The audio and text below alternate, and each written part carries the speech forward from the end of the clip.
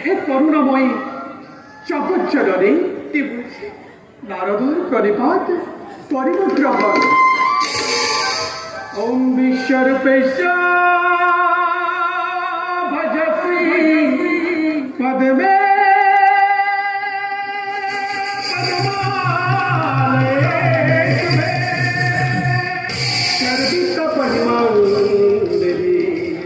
महालक्ष्मी नमस्ते।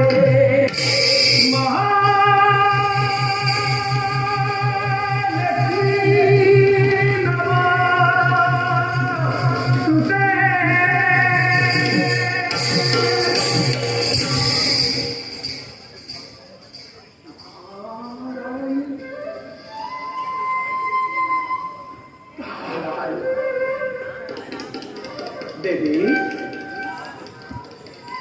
देवी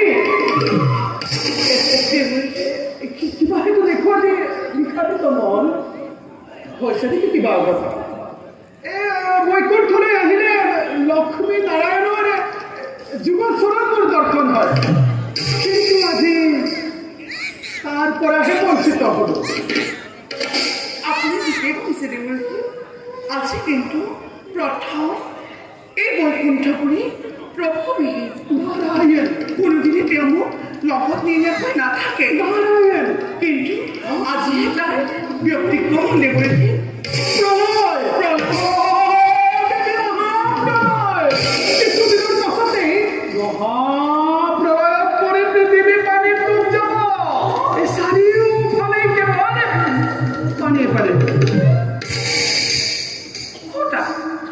মই প্ৰেমৰ কথা গমকে নাপাওঁ দেৱৰী আপুনি ক'ৰবাত প্ৰভুক লগ পাইছিল নেকি কওক দেৱৰী তাকেইতো ক'বলৈ আহিছোঁ দেৱী গৈছিলোঁ মই কন্যাকুল তাত দেখিলোঁ ব্ৰহ্মা বিষ্ণু আৰু মহেশ্বৰ তিনিও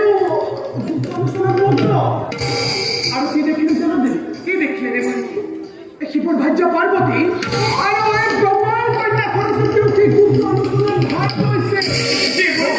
প্ৰলয়ৰ সময়ত কোনে কি পাহৰি কৰিব এই সকলোবিলাকৰ ভাগ বতৰা কৰি একেবাৰে শেষেই কৰি পেলাল।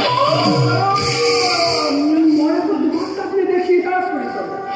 মই আকৌ মনতে ভাবিলোঁ এই প্ৰভুৱে বা কিয় তোমাক লগত দিলে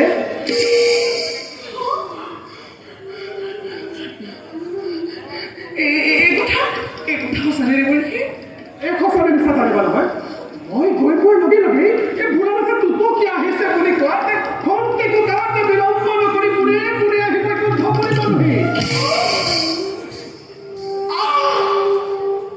পৃথিৱীৰ মহাপ্ৰলয়ৰ সূচনা হৈছে পৃথিৱী ধ্বংস হ'ব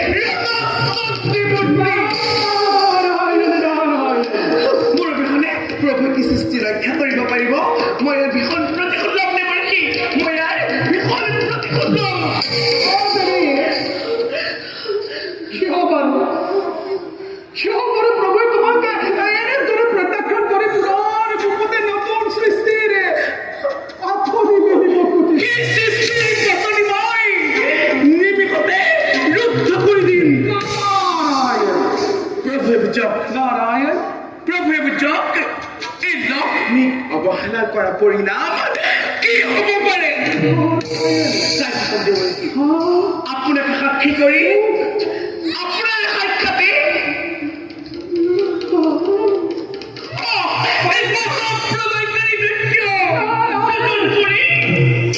বিষ্ণুজী নতুন সৃষ্টি অংকুৰণ কৰিব খুজিছে প্ৰভু বিষ্ণুজী নতুন সৃষ্টি অংকুৰণ কৰিব খুজিছে তাক মই ধৰি লগতে পঢ়ুৱাই দিম চোৱা মন্দিৰ মানৱ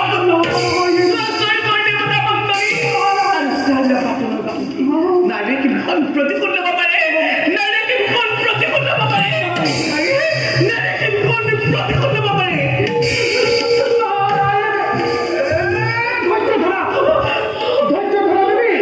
মহাপ্ৰলয় আৰম্ভ হোৱাৰ আগতে এনে একটা বিকল্প প্ৰতিজ্ঞা কৰি আন একটা মহাপ্ৰলয়ৰ সূচনা নকৰিবা দেৱী নহ'লে তুমি আৰু মই বৰ্ষলে খহি পৰিম দেৱী নহ'লে তুমি আৰু মই বৰ্ষলে খহি পৰিবি না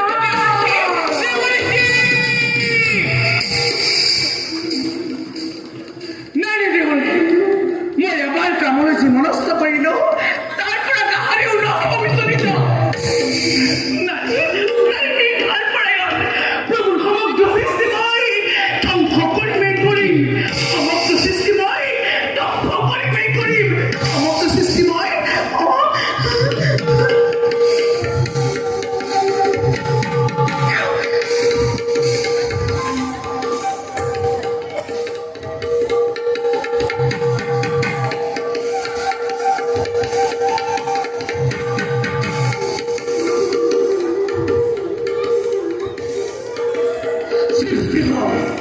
সৃষ্টি আকাশ লংঘিত সৃষ্টি আকাশ লংঘিত সৃষ্টি আকাশ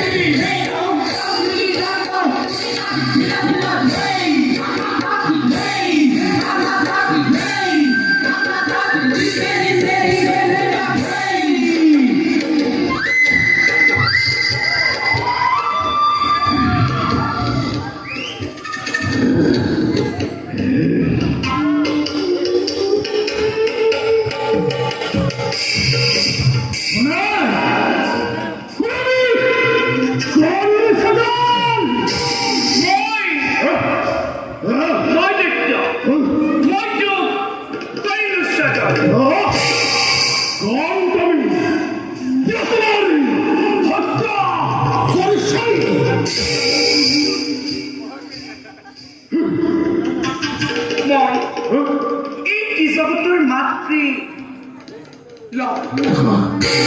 মাতৃ হে মাতৃ কি আমার অন্তঃসীমাতে করিলা সজাও কি কার্যবাই করেন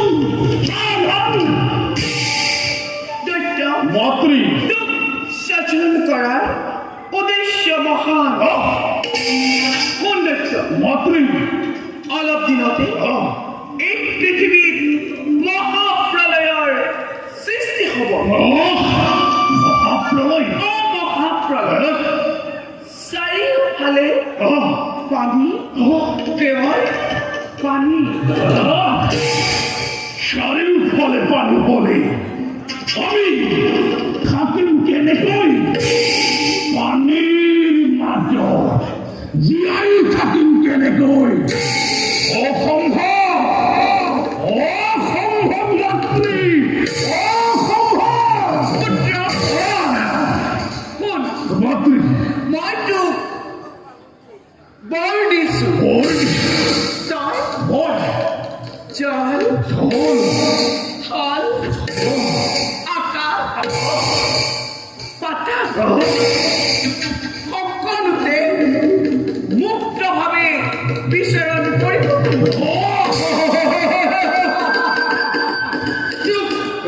প্ৰভু বিষ্ণুৰ সুদৰ্শন চক্ৰ মহাদেৱৰ ত্ৰিশূলেও মৃত্যু হতাহত তোৰ সৰ্বশৰীৰ মই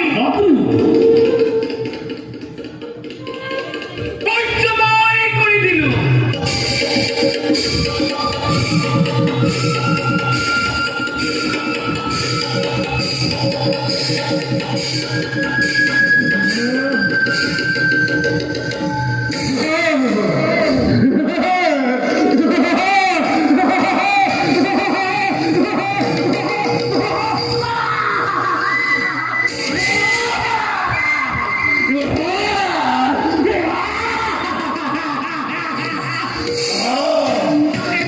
মোৰ আদেশ মতে কাম কৰি যাব লাগিব।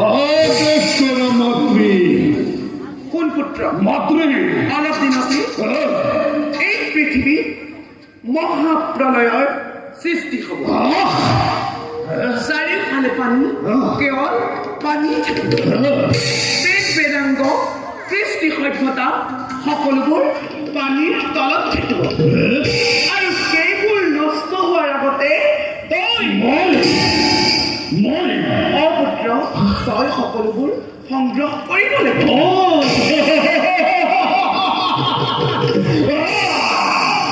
ঋষি মুনিসকলে যাগ যজ্ঞ কৰিবলৈ বেদ বেদাংগ একোৱেই নাথাকে।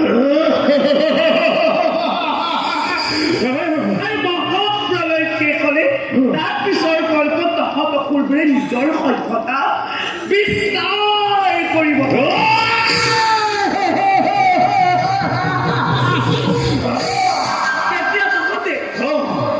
তেতিয়া তহঁতে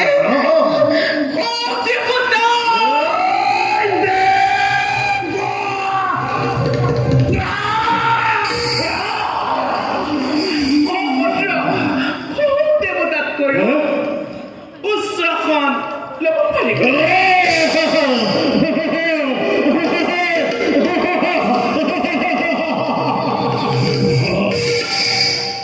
মাতৃ পুত্ৰ মোৰ পৰিচয় কি হ'ব? কি নামে জনাজাত সময় ধৰাৰ দক্ষ পুত্ৰ মাতৃ মই মোৰ ডিঙিৰ হাড়ৰ পৰা তোক কৰিছো সাজত আৰু তোৰ মুখমণ্ডল দেখিবলৈ মোৰ মুখমণ্ডল দেখিবলৈ ঘোঁৰাৰ দৰে। মোৰ নাম কি মাতৃ? সেয়েহে তোৰ নাম মোৰ নাম কি মাতৃ? তোৰ নাম মোৰ নাম কি মাতৃ? তোৰ নাম হ'ব হয়দৈত্য।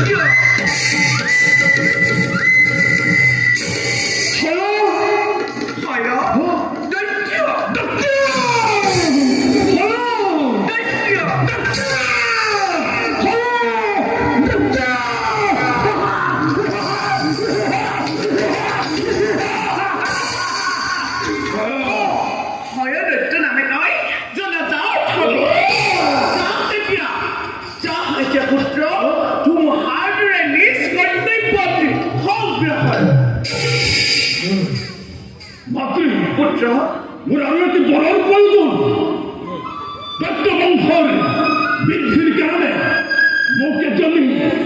বিবাহযোগ্য সুন্দৰী ৰমণী অৰ্পণ কৰে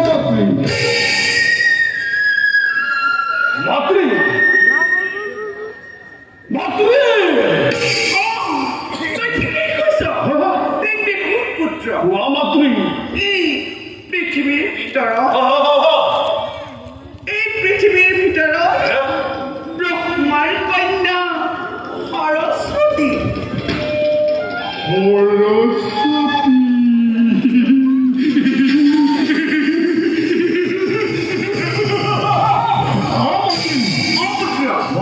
পৃথিৱীৰ ভিতৰত ব্ৰহ্মাৰ কন্যা সৰস্বতী সমান জ্ঞানী মানে সুন্দৰী নাৰী অন্য কোনো নাই সন্দেহ গ'লে কিম্বা কৌশলে কৰি তই সৰস্বতীক বিবাহ কৰিবই অপুত্ৰ চলে গ'লে কিম্বা কৌশলে কৰি তই সৰস্বতীক বিবাহ কৰিবই পুত্ৰ চলে গ'লে কিম্বা কৌশলে কৰি তই সৰস্বতীক বিবাহ কৰিবই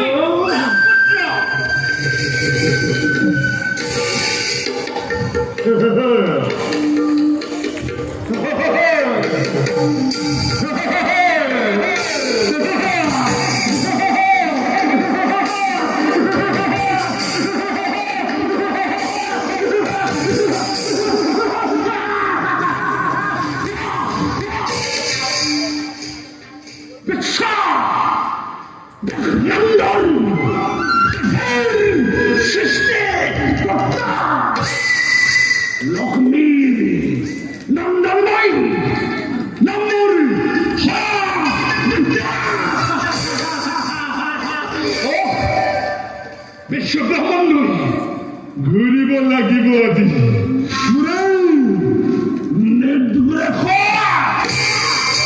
স্বৰ্গৰ দেৱতা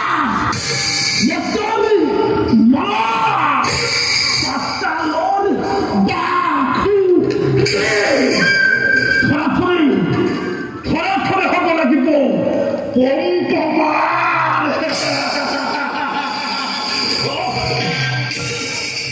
ব্ৰহ্মৰ কন্যা সৰস্বতী